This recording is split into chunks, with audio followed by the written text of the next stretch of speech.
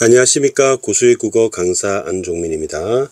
이번 시간에는 수능 특강문학 321페이지 실전학습 2회에 염상섭님의 3대라는 작품 해설 강의를 해보겠습니다. 먼저 작가를 살펴보겠습니다. 323페이지에 나와 있습니다. 염상섭님은 1897년생이시고요. 1963년 돌아가셨습니다. 서울 종로 출생이시고요. 이 배경도 서울로 되어 있습니다. 그리고 제목인 3대는 석삼자의 세대, 세계의 세대입니다. 그리고 이 작품은 1931년에 발표된 작품입니다. 그리고 그동안 평가원에서 염상섭 소설가는 5번 출제가 되었습니다. 수능에 2번 출제가 되었고요. 최근에는 계속 모의평가에 출제가 되고 있습니다. 가장 최근은 2016년에 출제가 되었고요. 그리고 3대가 3번 출제가 되었습니다. 굉장히 많이 나왔죠. 그리고 가장 최근은 2016년이고요. 그리고 2025년까지는 그래도 9년 터울이 있습니다. 출제 연도입니다. 그리고 수능과 비교했을 때는 시간이 꽤 됩니다. 굉장히 오래되죠. 그러면 27년 이 정도 터울이 되겠네요. 굉장히 오래되었습니다. 그런데 3대는 너무 많이 노출돼서 쌤이 올해 출제 가능성과 관련해서는 수능 출제 가능성이요. 그래도 좀 낮게 봅니다. 별표 2개 정도 보고요. 많이 노출된 작품이라서 이렇게 생각을 합니다. 그리고 보기를 좀 보겠습니다. 보기는 14번 보기입니다. 자, 일제강점기 작품이라고 있고요. 선생님이 이 소설은 1931년에 발표가 되었다고 했죠.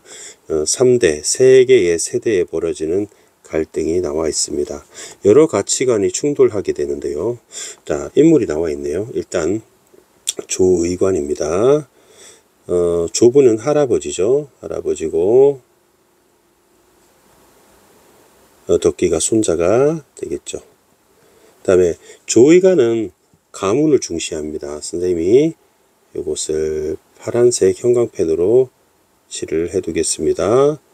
그래서 굉장히 고루한 봉건의식의 소유자입니다.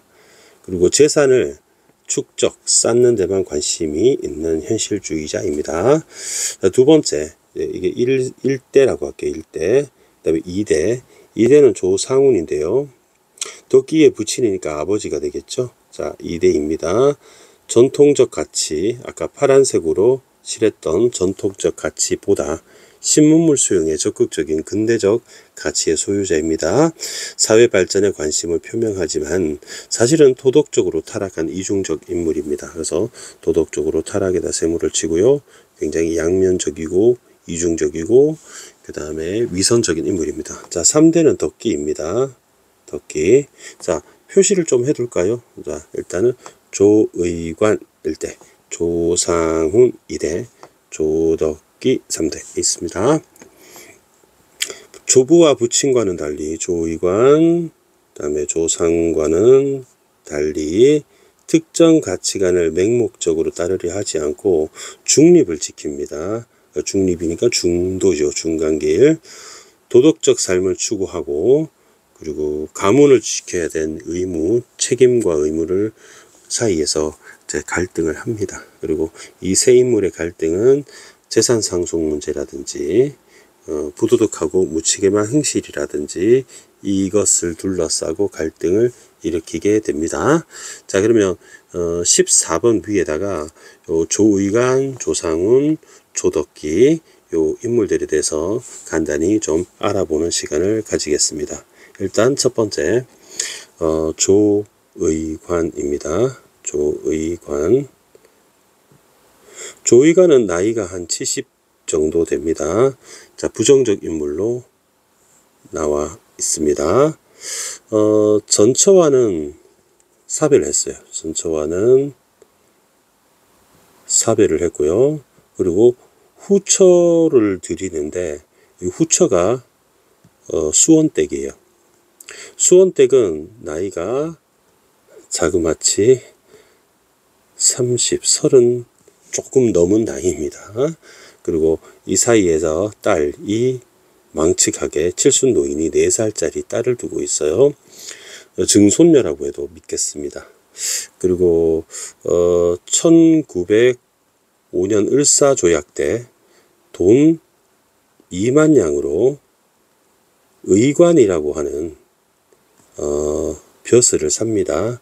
의관 벼슬을 삽니다. 그래서 가문을 굉장히 중시하죠. 그리고 나중에 아까 말했던 수원댁 있죠. 수원댁. 그리고 수원댁을 소개해 줬던 최참봉이 그리고 조의관의 대지주입니다. 굉장히 부유한 땅 주인이었고요.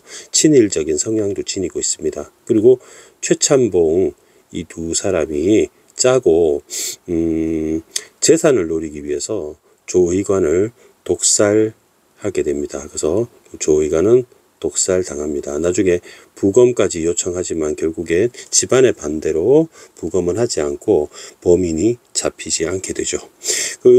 이 사람의 성향은 굉장히 전근대적이고요. 꼰대죠, 꼰대. 그리고 굉장히 보수적입니다.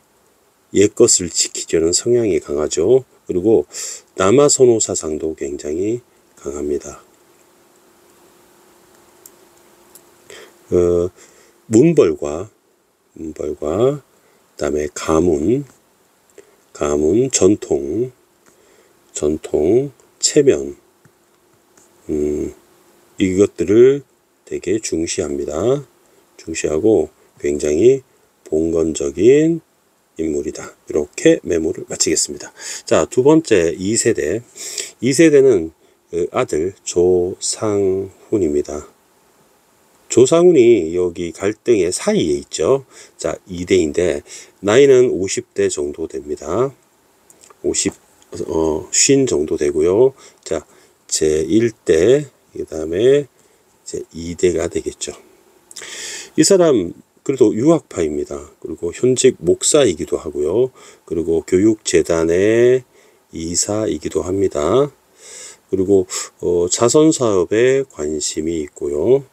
그리고 계몽사업이라든지 교육사업, 교회사업, 종교사업 이런 데 관심이 많습니다. 교회, 종교사업 관심이 많습니다. 그런데요, 여기까지는 좋았는데 아들인 덕기와 동갑인 보통학교 동기입니다. 동갑인 동창이라고 할게요. 동창인 홍경애를 스승이 되는데 홍경애와 불륜을 저지릅니다. 홍경애는 불과 23, 덕기하고 동갑이죠. 그러니까 파렴치한 인물이죠. 그리고 딸까지 낳습니다. 그리고 딸까지 출산을 하는데 경애와 딸을 버리는 굉장히 책임감 없는 나쁜 사람입니다. 그리고 아버지 조의관과는 계속 갈등이 생기고요. 이 사이에 가치관의 차이로 갈등이 생깁니다. 근대적 인물입니다. 근대적 인물이고 집안의 골칫거리입니다. 아주 골칫거리입니다. 이 사람 좋아하는 사람이 하나도 없습니다.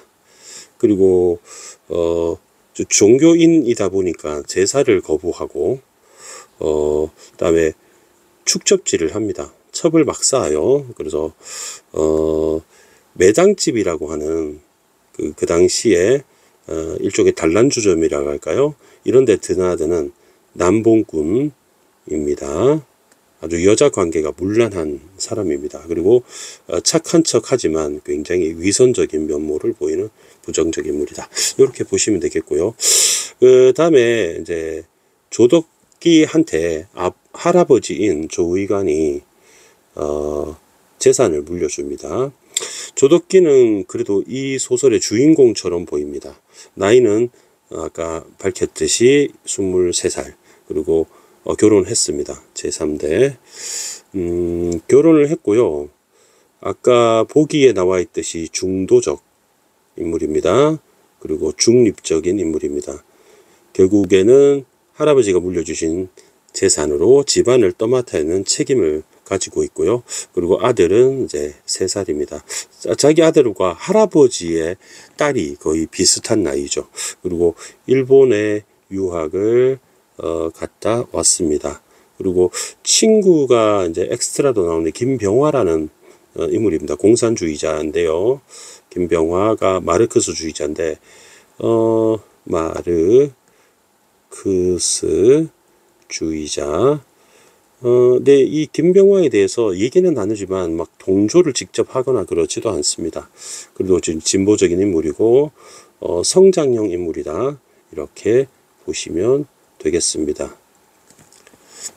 그리고 보니 이 소설은 3대가 나오는데요. 이런 소설을 우리는 가족사 소설이라고 해요. 가족의 역사를 담은 소설이라고 하고 매우 깁니다. 그래서 장편 소설입니다. 쌤 집에도 3대가 있는데요. 굉장히 두툼합니다. 그리고 요것과 좀 유사한 소설이 있습니다. 바로 채만식의, 아마 여러분도 이 작품을 아는 사람은 딱 떠올랐을 텐데, 태평천하죠. 유명한 작품입니다. 태평천하에 보면 3대가 역시 나와요. 그러니까 제1대가 누구 나옵니까? 윤직원 영감, 그죠?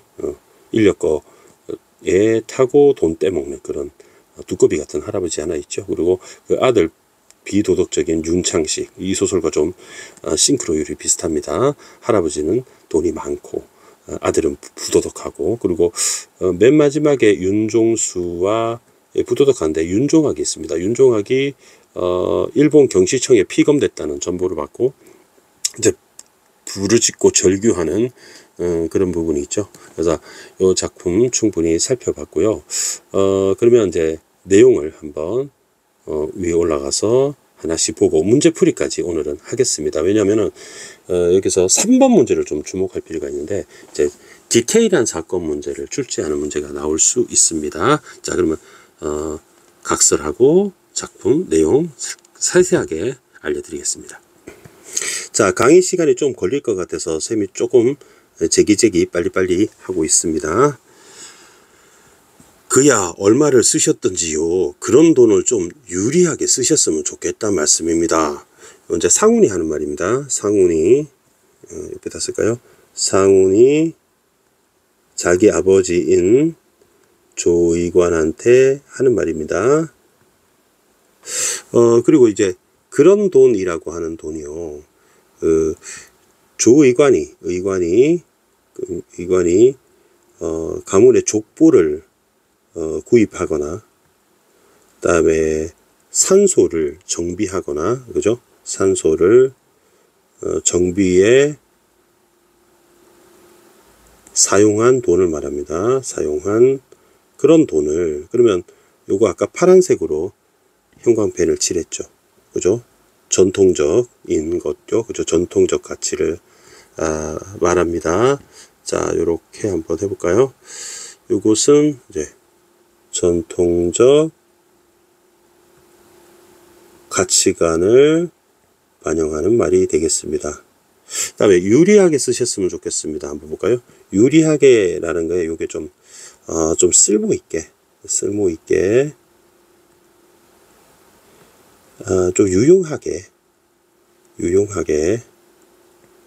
그 다음에 가치있게, 전통적 가치관에 사로잡혀서 돈을 쓰지 말고, 좀 근대적인 가치관에 맞게, 뭐 이런 식으로 쓰셨으면 좋겠다 하고 이제 아버지한테 대드는 거죠. 아버지 돈 많지만 왜 그런데 전통적 가치관에 돈을 버리냐, 이렇게 얘기를 하는 것이죠.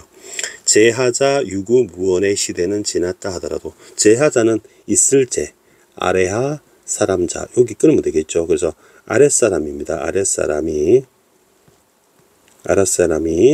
있을 유 입구, 없을무 말씀은 아랫사람이 윗사람 앞에서 윗사람에게 말대꾸하지 않는 거죠. 에게 말을 하지 않는 것. 자, 그런 시대는 지났다 하더라도 노친합이라. 노친 이제 조의관입니다. 말은 공손했으나 속은 달았다. 자, 약간 흥분했다 정도로 보시면 되겠습니다. 달아올랐다 정도로 볼까요? 흥분했다. 그러니까 조의관이 하는 말이 어떻게 유리하게 쓰란 말이냐. 너같이 5, 6천 원씩 학교에 뒤밀고 제 손으로 가르친 남의 딸 자식 유인하는 것이 유리하게 쓰는 방법이냐? 하고 막 고함을 지릅니다. 그래서 의관이라고 쓸게요. 그러면 네가 말하는 유리의 의미가 뭐냐? 그러니까 너같이 5, 6천 원씩 학교에 뒤밀고, 요거 밑줄 칠게요. 요거는 이제 교육사업에 돈을 투자했다는 얘기죠. 교육사업에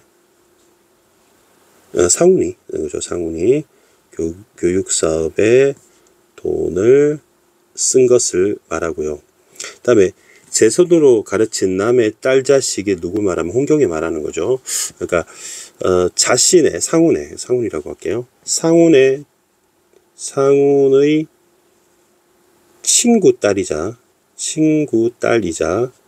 동시에 그 아들 덕기의 보통학교 동창인 홍경애를 겁탈하죠. 홍경애. 그래가지고 그게 유리하게 쓰느냐고 도덕적 비난을 하게 되는 겁니다. 그래서 상훈의 비도덕성을 지적을 한 거죠. 지적함. 아까부터 상훈의 말이 화롯가에서 앉아서 폭발단을 만지작거리는 것 같아서 위태위태하더니 위태하더라니라고 되어 있는데, 이 소설은 나가 없기 때문에 3인칭이죠.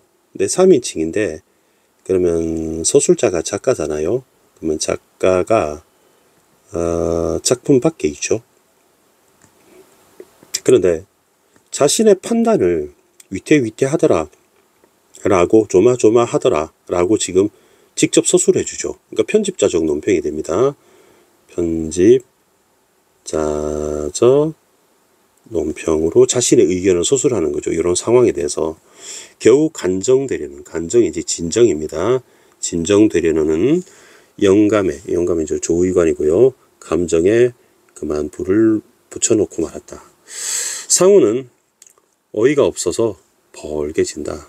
자, 얼굴이 벌개지는 이런 간접 표현, 쇼잉인데, 이건 이제 심리적으로 보면 상훈의 심리가 굉장히 민망한 그런 상황입니다. 자신의 치부를 들킨 것이죠. 공개적으로 얘기를 했어.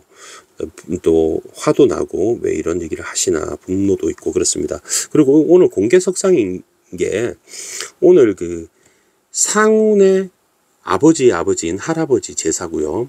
그리고 조의관의 아버지의 제삿날이에요. 그러면 이제 사촌들까지 친척들까지 다 온 상황이니까 자신의 치부 있죠. 치부. 자신의 상훈의 치부가 사람들 앞에서 부끄러운 부분이 치부입니다.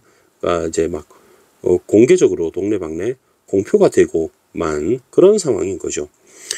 부친의 소실, 수원집과 경애모녀와는 공교희도 한 고양이다. 그럼 부친은 의관이고요. 소실은 후처인 수원집 쌤이 30살 먹은 의관의 후처라고 했죠. 경애모녀, 경애의, 홍경애죠. 홍경애. 어머니와는 홍경애 어머니와는 공교를 한 고양이다. 처음에는 감쪽까지 속여왔으나 그러면 이 정보를 어떻게 알았나?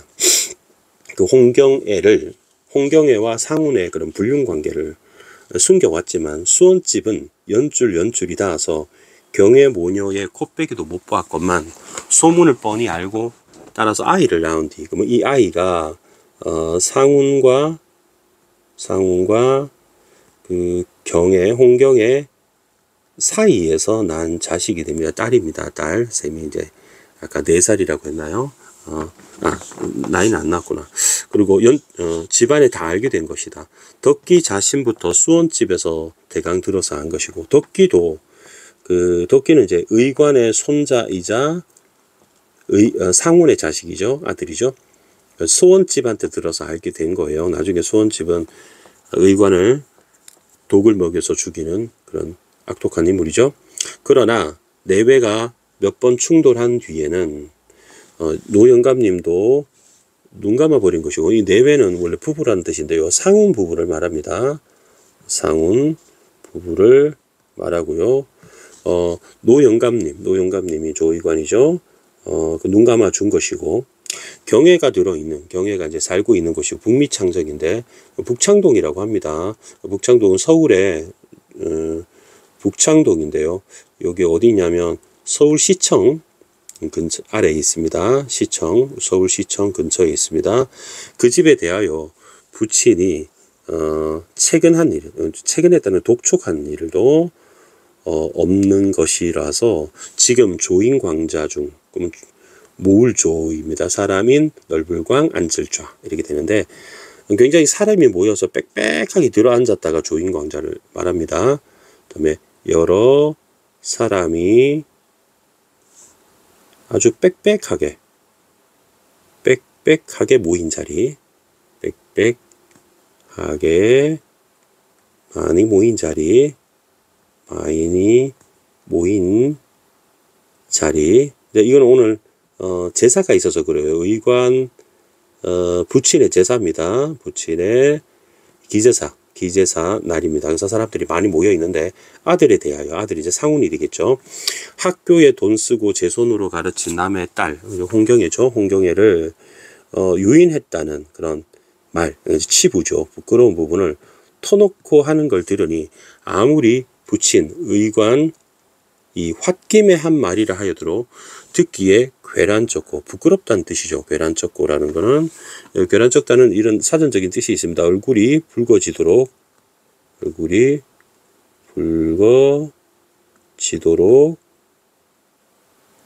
부끄럽다, 부끄러운 이런 뜻입니다. 부끄럽고 부끄러운 느낌이 있고, 부자간에 너무 야속했다. 그러면 이 야속했다는 심리 있죠. 심리 물결을 한번 쳐볼게요. 이거는 이제 작가인 서술자가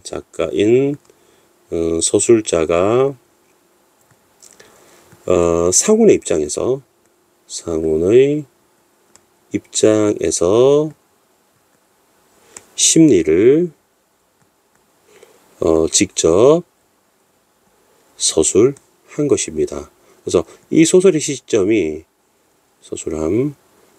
전지적 작가 시점인데, 이거를 우리는 제한된 전지적 작가 시점이라고 해요. 제한된 전지적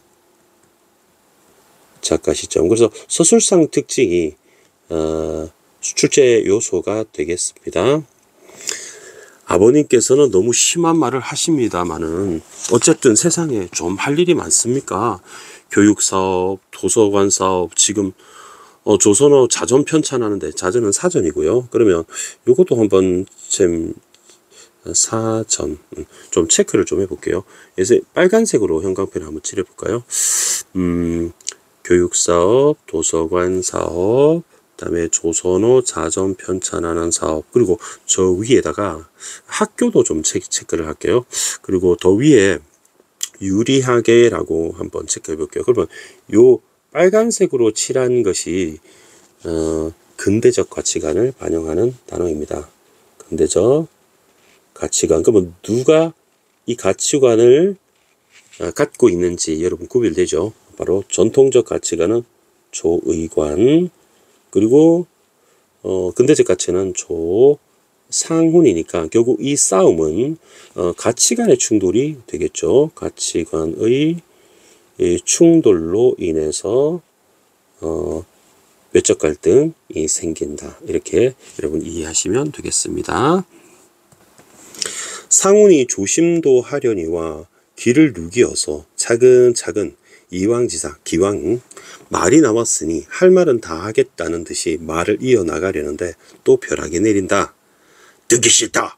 누가 네게 그따위 설교를 듣자든 어서 가거라. 여러분, 어서 가거라는 선생님이 노란색으로 한번 체크할게요. 왜냐하면 이게 나중에 또 나오거든요. 그래서 한번 체크를 했어요. 그러면 이 어서 가거라는 간단하게만 쓸게요. 이제 누구야? 의관이 상훈을 이제 비판하는 얘기입니다. 그죠? 꺼져 이런 얘기죠. 하여간 말씀입니다. 지난 일은 어쨌든 이 판에 벼랑간 치산이 당한 일입니까? 라고 했죠. 그러면 치산이란 단어는 파란색으로 칠할게요. 전통적 가치관입니다. 자, 산소를 다듬는다 이런 뜻이죠. 산소를 다듬는다, 정비한다 이런 겁니다. 그러니까 산소를 중시하는 거죠. 정비함. 강한 일인가 이치에 정당하냐 이런 얘기입니다. 사리에 마땅한 일입니까? 마땅한 일이 아니다. 그러니까 서리법이 되겠죠. 치산만 하더라도 다시 한번 파란색 형광펜 칠할게요. 치산만 하더라도 모르겠습니다만은 서원을 짓고 유생을 몰아다 놓으시렵니까? 이렇게 있죠. 그러면 서원은 우리 도산 서원 할 때 그 서원이고요. 책을 보고 교육하는 기관이죠. 그리고 유생은 선비를 말합니다. 서원은 일종의 학교죠. 유교학교. 이렇게 유교학교라 보시면 되겠고, 유생도 유자죠. 그래서 선비 몰아다 놓을 거냐, 그러면 안 된다는 얘기죠. 왜냐하면 빨간색인 근대적 가치관 입장에서 전통적 가치관을 부정하는 거죠. 상훈 입장에서 돈도 돈이려냐. 지금 시대에, 지금 시대라는 거 근대화 시대를 말하죠. 근대화된 시대에 이게 이치에 마땅한 일입니까? 상훈은 아까보다 어기를 높여서, 어기는 말의 기세죠. 말하는 기세를 높여서 반대했다. 그러니까 짠소리 마라. 그놈 나가니까 점점 더 하고 섰구나. 네가 뭘 하든 네가 무슨 상관이란 말이냐. 내가 죽으면 동전 한 입이라도 너를 남겨줄 줄 아니? 너는 이후로도 아무리 굶어 죽는다 하더라도 한 푼도 없다. 너는 없는 셈만 칠 테니까 너희들도 다 들어두거라. 너는 없는 셈만 칠 테니까 너희들도 다 들어둬라. 상훈과 인연을 끊겠다라는 얘기를 하는 거죠. 지금 부자지간의 인연을 끊겠다고 공개적 석상에서 공표를 해버린 거죠. 하고 공개 석상에서 다 공식적으로 알리는 거죠. 공표를 해버린 겁니다. 좌중을 돌아보며 말을 잇는다. 좌중은 이제 앉아 있는 사람들의 무리, 앉아 있는 무리들한테 얘기를 하고 말을 이어서 얘기합니다. 의관입니다. 의관. 여기는 상훈이고, 여기도 상훈입니다. 여기 의관이고, 내 재산이라야 얼마 있는 게 아니다마는 반은 덕기에 물려줄 것이요. 나머지는 내가 쓰고 싶은데 쓰다 남으면 공평히 나눠주고 갈 테다. 그러면 요 부분은 이제 자신이 이제 조의관이 어떤 자신의 재산 처분 계획을 공개적으로 밝힌 것이죠. 밝혔습니다. 그래서 대지주였기 때문에 굉장히 돈이 많은 사람입니다. 공정인을 세우든 변호사를 불러대든 하여서 뒤를 깡그려 놓을 테니까. 깡그려뜨려 놓을 것이다. 그럼 깡그려뜨리다는 것은 이를 수습하여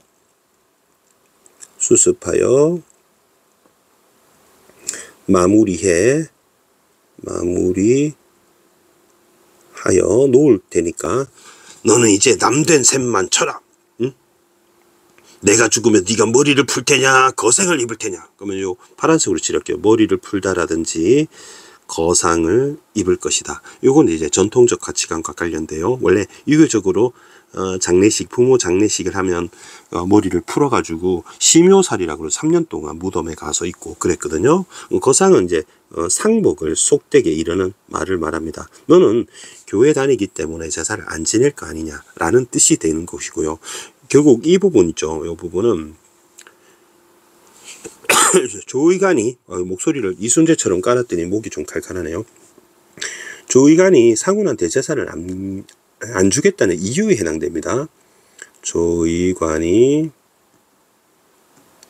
상훈에게 상속을 안 하겠다는 이유가 되는 거죠. 재산 상속을 하지 않으려는 이유. 영감은 조의관입니다. 사실 땅 문서도 차츰차츰 덕기 명의로 바꿔나가는 판이요. 반은 자기가 쓰다가 남겨서 수원집과 막내딸, 수원집 후처죠, 후처, 막내딸, 자신의 딸. 70먹은 조의관이 4살짜리 딸이 있다는 거잖아요. 명의로 물려줄 생각이다. 그러면 이 생각들도 전부 다 인물의 심리인 조의관의 입장이죠. 조의관의 심리라고 쓸게요. 그 여러 사람의 인물을 번갈아가면서 입장에서 얘기합니다. 작가는 만일 15년 더 사는 동안에 그럼 85세까지 산다고 아들 하나를 더 본다면 망측하다. 아들 또 볼 생각입니다. 남아선호사상이죠. 그러면 물론 그 아들을 위해서 반을 물려준 요랑 생각도 하고 있는 터였다. 전지적 작가 시점인지 알겠죠. 전지적 작가 시점이고 인물의 심리, 조의관의 심리가 잘 나타나 있습니다. 드디어 한 페이지 넘겼네요, 여러분. 총 3페이지 중에 1시간 넘는 게 아닐까 모르겠습니다. 최대한 1시간 이내로 한번 빨리 해보겠습니다. 여러분도 필기하시면서 꼼꼼히 해야 됩니다. 이때까지 술이 취하면 술주정으로 이런 말을 하는 것도 듣기도 많이 하였지만 오늘은 친기라. 친기라는 건 이제 친부모 제사, 부모 제사입니다. 부모의 제사입니다. 부친 모친이라고 하잖아요. 기제사입니다. 기제사. 기제사는 뭐냐면 돌아가신 날 지내는 제사. 그러니까 차례 제사가 아니고 기제사는 부모님 돌아가신 날 지내는 제사죠. 큰 행사가 됩니다. 술 한잔 안 자신, 드신, 잡수신, 드신 이 영감이 조의관이 맑은 정신으로 젊은 애들 앞에서 떠들어 놓는 것은 처음이다. 그러면 젊은 애들은 이제 상훈의 사촌들일 거예요. 상훈의 사촌, 육촌들이 쫙 모여 있는 거죠. 그러면 부인들까지 엄청 많잖아요. 며느리 뻘 되는 사람. 자, 결국에는 계속 보겠습니다. 그래야 이 방중은 고사하고 이 집안 속에서 자기 편을 들어줄 사람이 하나 없구나 하는 생각을 하니 물결칠게요. 상훈이는 새삼스럽게 고독을 느끼고 야속하였다. 요거는 이제 상훈의 입장이죠. 상훈의 입장, 상훈의 입장에서 상훈의 심리를 서술을 했습니다. 그리고 한다는 말이 애미애비도, 자, 요거 의관입니다. 모르고, 의관이고, 애미애비도 모르고 계집자식도 모르는. 그러면 요 부분은 결국은 애미애비도 모르는 건 부모를 부정한다는 얘기고요. 그 다음에 계집자식도 모른다는 홍경애와 그 딸을 말하는 거거든요. 그래서 굉장히 비윤리적이고 비도덕적인 상훈을 비판하는 겁니다. 너 같은 놈은 상훈이죠. 고생을 좀 해봐야 된다. 돈 안 주겠다는 얘기죠. 내가 돈이 있으니까 네가 한 달이라도 한 번이라도 들여다보는 것이 내가 아무것도 없어 봐라. 돌아보기는커녕 고려장이라도 좋게 지낼 놈 아니냐. 고려장은 예전에 뭐 그런 얘기 있다 하죠. 그래 늙은 부모를 모시기 싫어서 늙은 부모를 산속에다가 버리고 오는 그런 불효를 고려장이라고 해요. 끔찍한 일이죠. 어서 나가거라. 다시 한번 선생님 노란색으로 칠게도 나중에 한 번 더 나온다고 했죠. 이 자식 소상을 꾸어왔다는 자식은 조가가 아니다 하고 이제 부자지간에 연을 끊으려고 하는 겁니다. 그럼 조상을 꾸어왔다는 자식은 이제 상훈을 말하는 건데 이게 왜 이 말이 나오냐면 족보산 걸 비난했거든요. 족보산 것을 비난해서 그 얘기를 하는 겁니다. 그래서 요거는 상훈이 부친에게 의관에게 다른 가문의 족보를 샀다고 비난했거든요. 그래서 그 부분을 얘기합니다. 꺼져. 그리고 노인은 의관입니다. 벌떡 벼랑간 갑자기 일어나서 아들이 상훈이죠. 때밀어 놓듯이 덤벼든다 하고 중략이 됐고요. 이제 의관은 안 나옵니다. 이 부분에서는 이제 뒷부분에 뭐가 나오냐면은 예전에 6월 모의고사도 이런 식으로 나왔었는데 이 부분은 이제 상훈 2세대 상훈과 그 아들인 이제 덕기의 갈등으로 이제 바뀌게 됩니다. 그날 취중에 아내에게 경혜를 만났다는 이야기를 하였던가. 그래서 아내가 어머니께 말씀하고 또 그 말이 아버지께로 들어가고 만 것인가. 덕기는 이렇게 생각하여 보았다. 자, 요렇게 생각이 요렇게 있는데 덕기의 생각이잖아요. 그러면 요거를 한번 밝혀볼게요. 그날 취중에, 그러면 술 취한 중에 아내에게, 이 아내가 이제 덕기의 아내입니다. 내가 술김에 기억은 안 나지만 내가 경혜는 이제 덕기의 동창이잖아요. 덕기의 동창이잖아요. 그 만났습니다. 술집에 가서 만났습니다. 불륜 쪽이 아니고요. 불륜은 오히려 상훈이 저질렀잖아요. 얘기를 내가 아내한테 술집에 실수로 했나? 그래서 아내가 어머니께 또 말씀드리고, 그러면 또 어머니가 아버지 상훈에게 말한 건가? 뭐 이런 생각이 든 겁니다. 그러면 생각하여 보았다. 이제 덕기의 입장이죠. 여기다 덕기의 입장이라고 써놓고 쌤이 조금 필기를 좀 해드릴게요. 자, 이게 무슨 얘기냐면은 원래 수원집 있죠. 수원집. 그 조의관 할아버지의 그 후처 말이에요. 여기서 이제 덕기가 알게 되었죠. 그러니까 아버지 상훈과 이제 동창 경혜가 불륜 관계였다라는 걸 이제 알게 된 거죠. 덕기는. 근데 덕기가 술이 취해가지고 덕기는 이제 저기 만난 겁니다. 저 홍경이를 만났습니다. 만나서 이 얘기를 이제 덕기가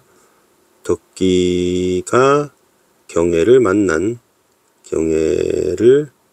만났다는 얘기를 자기가 술김에 덕기 아내한테 슬쩍 했나 봐요.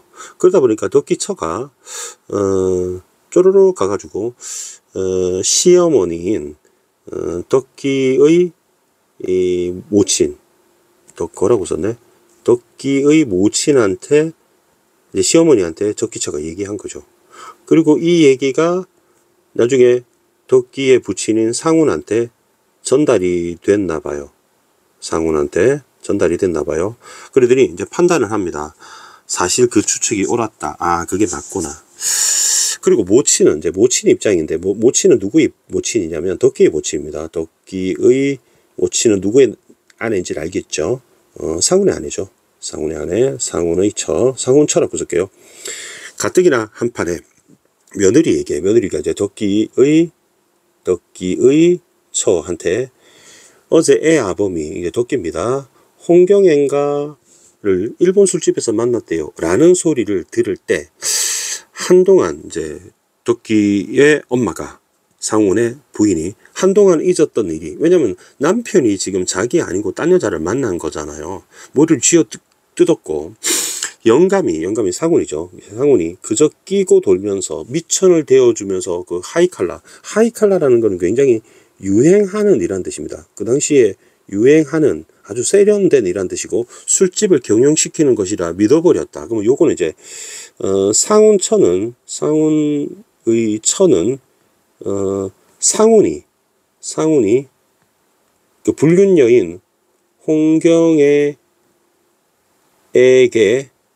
돈을 줘서 홍경애가 술집을 차렸다고 믿는 거죠. 차렸다고 믿고 있습니다. 이제 빡이 친 거죠. 모친은 이제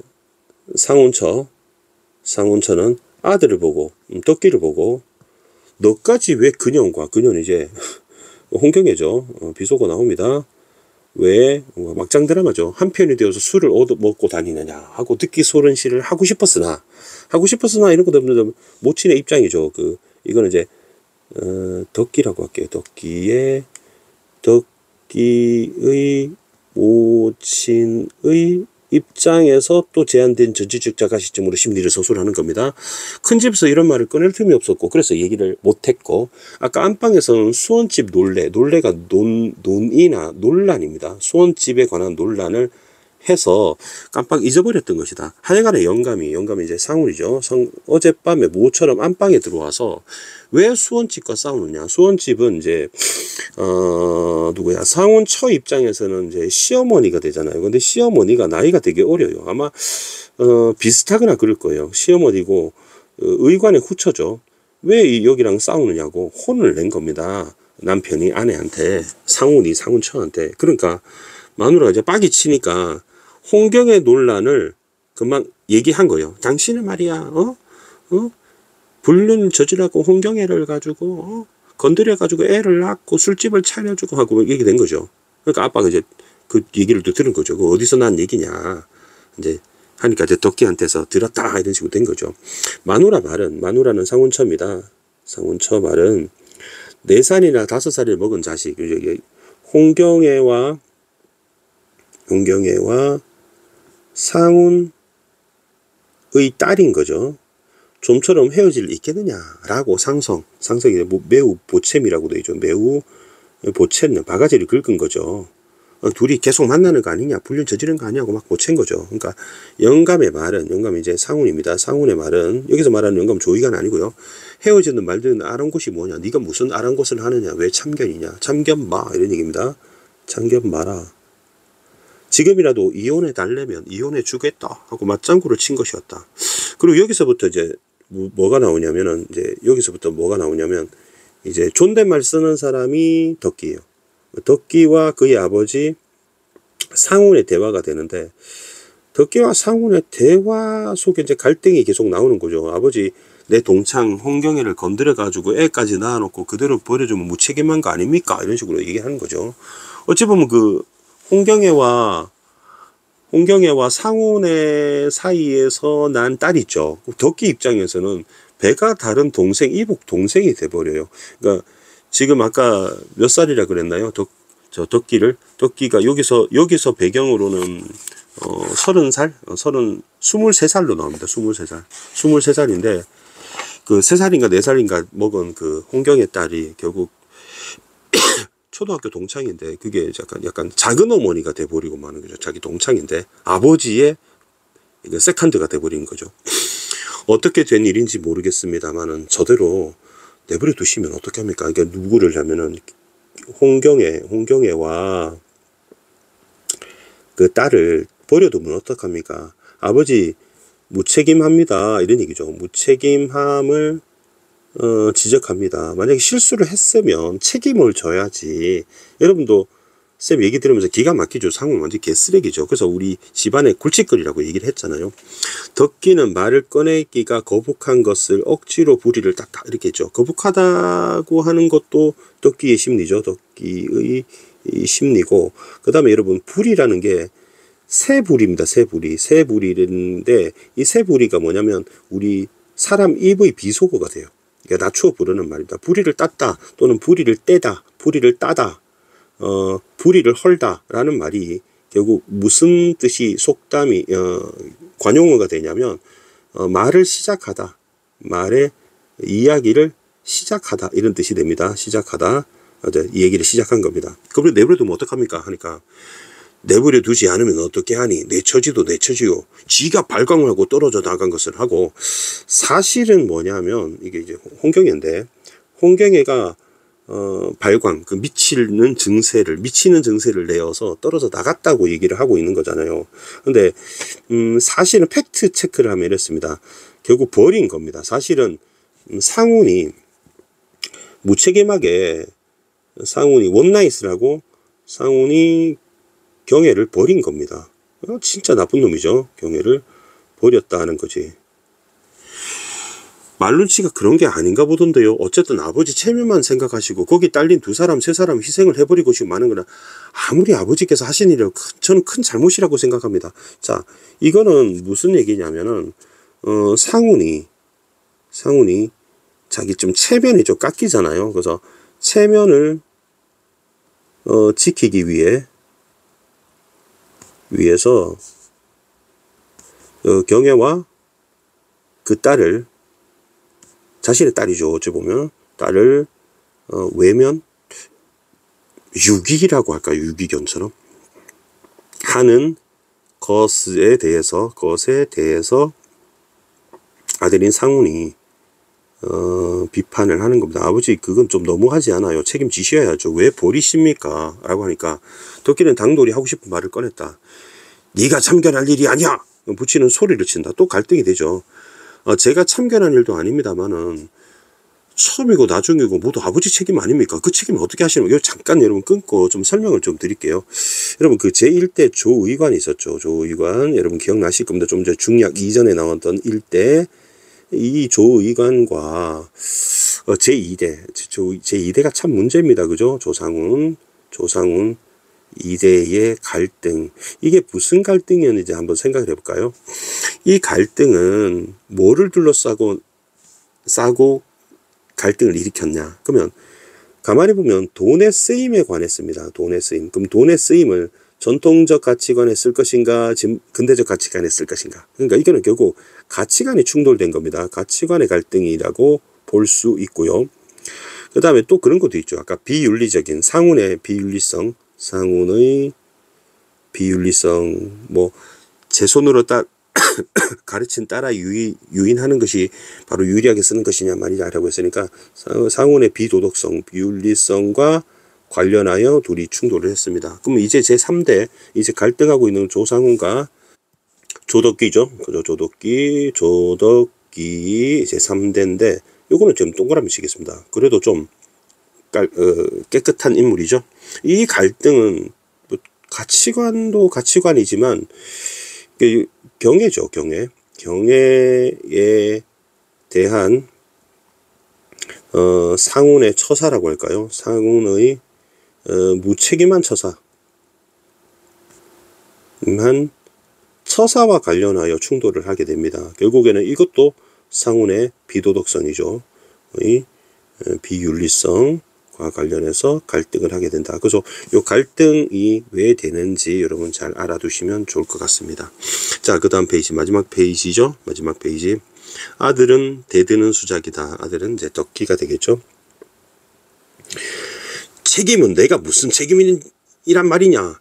어쨌든 네가 쥐뿔나게 나설 일이 아니야. 하고 부치는 상훈은 핀잔을 주었다. 학교 얘기를 할 때까지 덕기의 비위를 거스르지 않고 잘 어루만져 줘야 됐다는 생각을 하였으나 지금 그것도 잊어버리고 전대로 까닭 모르는 못마땅한 생각이 머리를 든 것이다 라고 하는 거. 이거는 이제 상훈의 입장이죠. 상훈의 입장. 상훈은 좀 좋게 하려고 했더니 이제 빡이 쳐서 어쩔 수 없어. 걷잡을 수 없어서 뚜껑이 열렸다는 얘기죠. 어쨌든 저편에서 이를 버르집어낸 것도 아니고, 저편은 홍경애를 말합니다. 홍경애가 일을 벌린 게 아니지 않느냐. 버르집어다는 건 크게 일을 벌려놓거나 쌤 오늘 글씨가 막 날아갑니다. 들춰내는 것도 아닐 것이고요. 저편에서 홍경애가 물러선 것도 아닐 테지요. 아버지가 쫓아낸 거잖아요. 자, 홍경애가 일을 벌려놓은 것도 아니고 홍경애가 물러선 것도 아니고 세상에서 떠드는 것이 무서우시니까, 그러니까 체면 때문에 아버지가 결국에는 쫓아낸 거 아니냐 이런 얘기입니다. 그래서 상훈이 경애와 딸을 쫓아낸 거 아니냐, 유기 버린 것 아니냐, 쫓아낸 거 아니냐라고 얘기를 하려고 하니까 잔소리 마라. 어린 게 뭘 안다고 주책 없이 할 소리 보자. 기탄 없이. 기탄은 여러분 거리낌이란 뜻이 거리낌 없이 하느냐라고 하는데, 이거 조금 콤대 기질이 있죠. 나이 가지고 윽박 지르는 거 이입니다. 거리낌. 왜 이렇게 글씨가 이상하게 써져, 마음이 좀 급해서 그런 것 같습니다. 거리낌 없이가 되고요. 자, 요 부분은 이제 나이를 가지고 이제 억누르는 거죠. 나이를 내세워. 자기가 조의관한테 그럴 때 꼰대라면서 막 욕해놓고, 이제는 오히려 꼰대 짓을 하면서 덕기의 태도라고 할게요. 덕기에 막 대드는 그 태도를 비판하죠. 부친은 듣기도 싫지만 아비된 성금을 내세우려니까, 성금 원래 성금인데요. 이때 성금이라는 뜻은 어떤 약간 뭐라고 하냐면, 이란 것을 보람, 그다음에 체면, 효력, 위신, 약간 이런 뜻입니다. 위신을 세우려는 것이다. 덕기는 잠자코 있을 수밖에 없었다. 말이 난 김에 하고 싶었던 말이나 다 하게 일단 말 다 결심했다. 어쨌든 그 애가 불쌍하지 않습니까? 그 애는 이제 상운과 경애 사이에서, 그죠? 경애 사이에서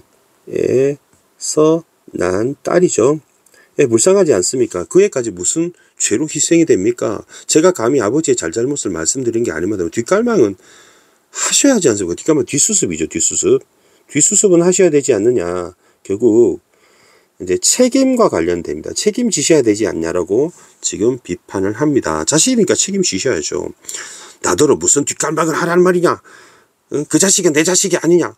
아니냐? 하면서 와, 자식을 낳아놓고 부정을 합니다. 부친은 소리를 한층 더 버럭 지른다. 그러면 갈등이 심화되고 있다. 이렇게 갈등 심화라고 하겠습니다. 아이고, 그러시네요. 갈등이 심화되고 있다. 갈등이 고조되고 있다. 그건 무슨 말씀입니까? 저도 그제 저녁에 보고 왔습니다. 경애를 보고 왔다. 동창사이니까 볼 수 있죠. 어째서 그런 말씀을 하십니까? 내 자식이 아니라고 그러잖아요. 안 할 말씀으로 아버지께서 책임을 못 피하시고, 못 피하다는 게 이제 피한다는 얘기입니다. 못 피하다는, 꾀를 내어 피함. 허물을 저편에 들씌우고 발을 빼시르고 그렇게 모함 잡으신 거 설마 아니시겠지요? 자, 요 부분 좀 밑줄 쳐둘게요. 요 부분. 자, 이거 진짜 너무하네요. 그죠? 지금 이 부분이 뭐냐면, 상훈이 자기가 잘못했잖아요. 상훈 자신의 잘못을 경애에게 덮어 씌우는 거잖아요. 경애에게 덮어 씌우고 떠맡기고 있음.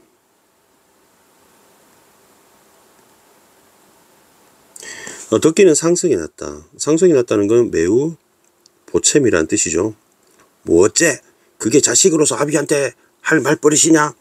요새 좀 샤우팅 하면서 연기를 하고 싶은데, 지금 새벽이라서, 지금 새벽 몇 시냐면 3시 50분이거든요. 그래서 4시라서 이렇게 소리를 지르기에 옆에 가족들도 있고 아파트니까 좀 민망해서 연기를 좀 크게 못하겠습니다.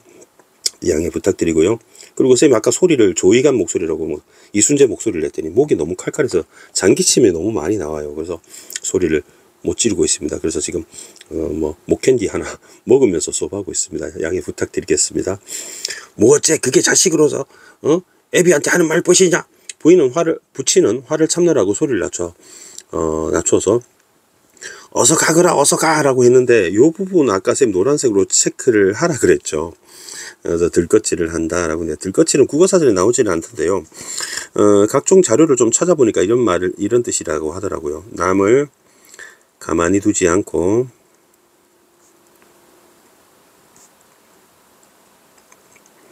찝쩍거리거나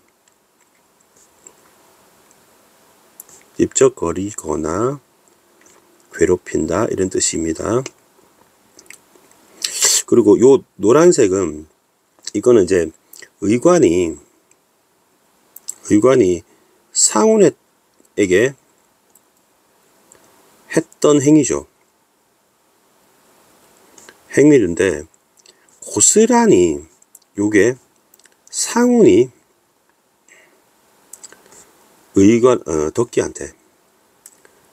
덕기에게 똑같이 하고 있죠. 자, 그래서 이 작품 해설은 이렇게 마쳤고요. 그래서 3번 문제가 제일 중요하다 그런데 이제 어떤 상황인지 알면 될 것 같습니다. 그죠? 네. 그래서 인물이 누군지 막 영감, 모친 하니까 좀 헷갈렸을 수도 있어서 제가 설명을 쭉 드렸습니다. 자, 11번 문제 한번 볼게요. 서술장 특집 분명히 나올 건데요. 서술자는 작가가 됩니다. 그래서 여러 인물의 시점에서라고 했으니까 의관 시점에서, 덕기 시점에서, 모친인 그 덕기의 어머니 시점에서 생각과 감정인 심리를 나타내고 있는 게 정답이 1번이 되겠죠. 2번은 뭐 과거 회상 얘기를 하고 있고요. 뭐 외양묘사 얘기하고 있고요. 그 다음에 공간이 변화했다. 그런 거 없죠. 그 다음에 사건을 교차해서 갈등 상황, 동시에 일어나는 사건 아니잖아요. 그리고 12번 문제는 잠깐만요. 제가 교수님 교과서 좀 보면서 하겠습니다. 여기 쌤이 아까 3번 문제 중요하다 그랬는데 3번 문제가 아니고 12번 말합니다. 쌤이 말을 좀 잘못했네요. 덕기의 모친은 경애를 만난 덕기는 이제 술집에서 만났다 했잖아요. 너까지 만나냐고 했으니까 못마땅히 여겼다. 맞습니다. 그죠? 그 다음에 덕기는 경애 모녀의 소식을 수원집을 통해서 알게 된 거 맞죠? 첫 번째 페이지 있습니다. 몇 페이지입니까? 321페이지 있었죠?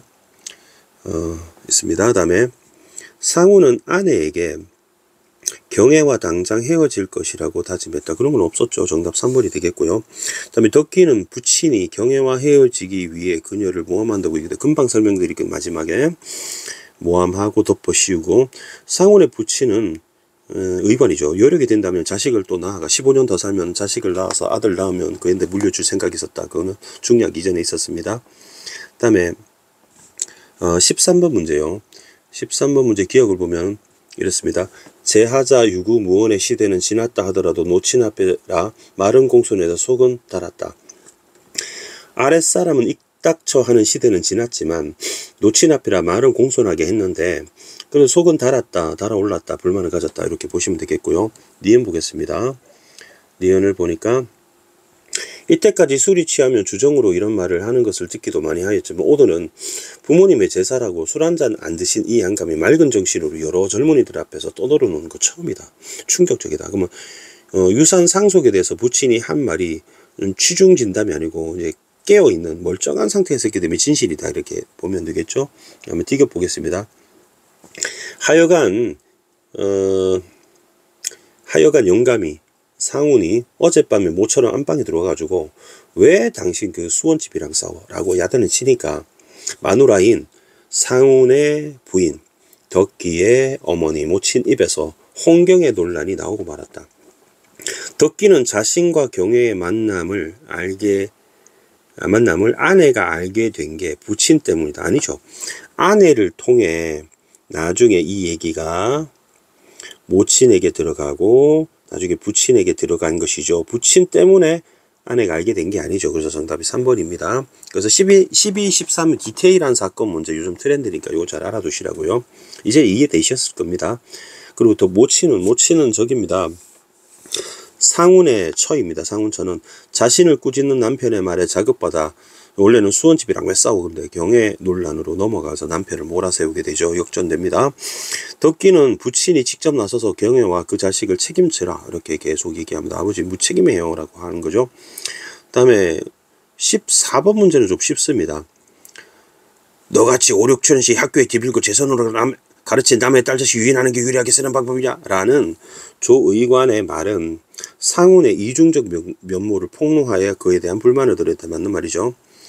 아니 치산만 한데도 모르겠습니다. 너 서원을 짓고 유생을 몰아다 놓으시렵니까? 라고 했던 부분 기억나죠? 여러분 치산, 서원, 유생 전부 다 전통적 가치관이죠. 아버지 그런데도 쓸데없이 돈 써요 이렇게 얘기를 하는 거죠. 그죠? 상훈의 말은 시대가 바뀌었는데 고루한 낡은이란 뜻입니다. 낡은 봉건의식을 지닌 노친, 부친, 의관에 대한 거부감을 드러낸다. 맞는 말이 되겠죠.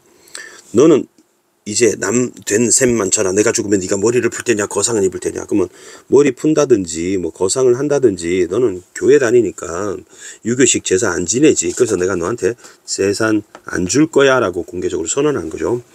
그러면 그 노친 즉 조의관의 말은 전통적 가치관을 너는 무시하잖니. 그래서 나한테 재산 상속 안 해. 덕기한테 줄 거야. 이거죠. 맞는 말. 아무리 아버지께서 하신 일이라도 큰 잘못이라고 생각합니다라는 덕기의 발음. 부도덕한 일을 저질렀음에도 불구하고 무책임하게 회피하려는 상훈에 대한 불만을 드러냈다. 맞는 말이죠. 쉽죠. 그 다음에 잔소리 마라. 어린 게 뭘 한다고 주책 없이 할 소리 못할 소리 기탄 없이 라는 상훈의 말은 덕기가 가문에 대한 책무 때문에 가치관의 중립을 지키려 한다는 점에 대한 반감이 아니라 자기의 자신의 아버지로서 자신이 잘못한 것을 아들이 지적을 하니까 그게 쪽팔려서 화가 난 거죠. 억누르려고. 그래서 너는 왜 중립이니? 라고 그걸 탓하는 게 아닙니다. 그죠? 정답이 5번이 됩니다. 아이고 1시간이 딱 되고 말았네요.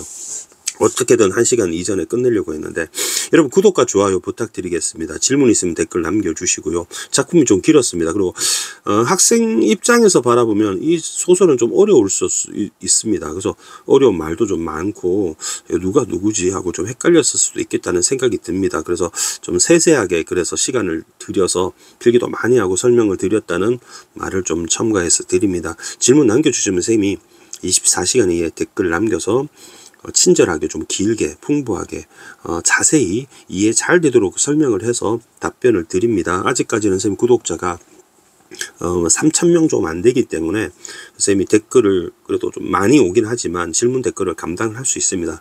내가 쌤이 너무 유명해져서 10,000명, 20,000명 넘으면 쌤이 댓글을 감당을 못할 지경이 올 수도 있지만 지금은 괜찮습니다. 그 질문 있으면 쌤이 웬만하면 직접 댓글을 남기니까 여러분 걱정 마시고 댓글 올려주시고요.